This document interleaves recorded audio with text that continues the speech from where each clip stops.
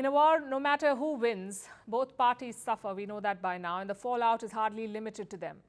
There are global repercussions of any conflict. And the war between Israel and Hamas is no different. In the last 1 week, there has been an uptick in hate crimes the world over. The most shocking case came from the US. A 71-year-old man allegedly stabbed a boy 26 times. I'll repeat that. And this was a 6-year-old boy. A 6-year-old child stabbed 26 times. What was his crime? He was a Palestinian Muslim. And as horrifying as it is, this is not an isolated story. Cases of anti-Semitism have shot up too. Jews are being targeted in many parts of the world. Our next report tells you more. This is Wadea Al-Fume. He celebrated his birthday just a few weeks ago. He turned 6. He lived in the state of Illinois in the United States with his family. He loved playing sports, especially football and basketball. He was like any other young boy. But this weekend, he was stabbed to death by his own landlord, a 71-year-old man named Joseph Zuba. He stabbed the boy 26 times with a military knife. And what was Al-Fume's crime? He was a Muslim. It's heartbreaking. And again, it's because it's in this community. He had nothing to do with it. All because he was an innocent child. He was Muslim. That's what happened. He was Muslim, and this is what they did. This is what this monster did. Al-Fume may have been in the US, but his death is the result of a war in West Asia, the Israel-Hamas war that broke out last week. His mother was attacked too. She was stabbed over a dozen times by the same culprit. Fortunately, she survived. She's from the West Bank, and she came to the US over a decade ago. But we're seeing a lot of this. A lot of, on social media, us being attacked. In person, social media, it's going to happen. You're going to see more and more of this.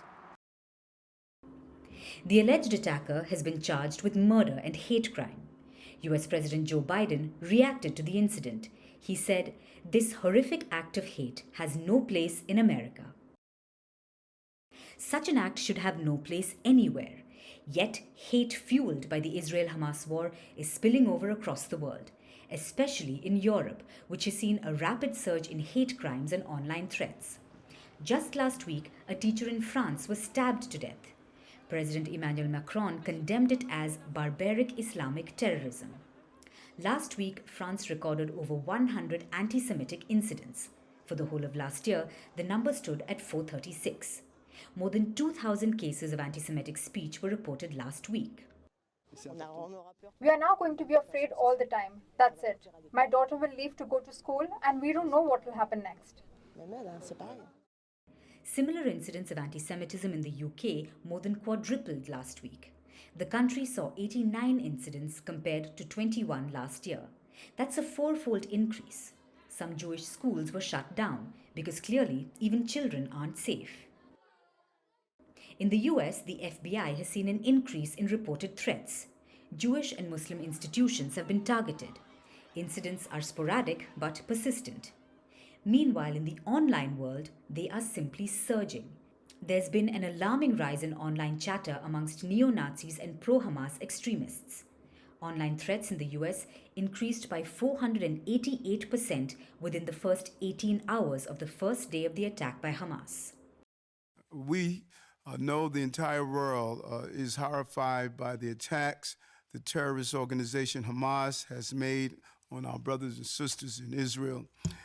And we are deeply disturbed by the message of hate urging violence in other communities in this region and around the world. It is not acceptable. Now France is on its highest security alert. Countries like the US, the UK, Germany and Australia have amped up their security measures.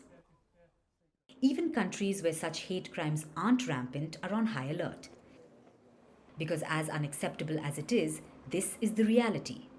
A country fights a war against terrorists, and innocent people the world over become collateral damage.